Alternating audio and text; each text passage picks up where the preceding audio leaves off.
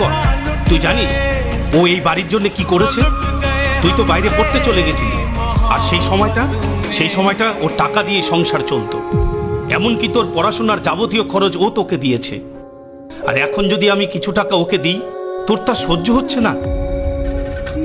আর তুই ওর ওপর এত বড় মিথ্যে বদনাম দিতে পারলি?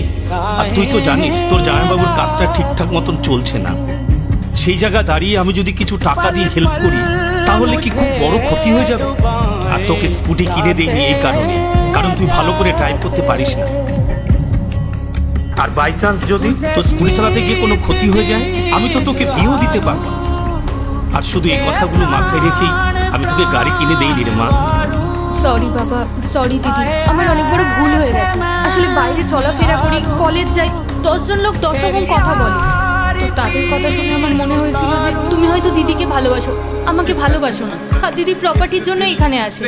বাবা দিদি, আমি তোমাদের কথা দিচ্ছি, আজকের পর থেকে আর কখনো এরকম করবো না।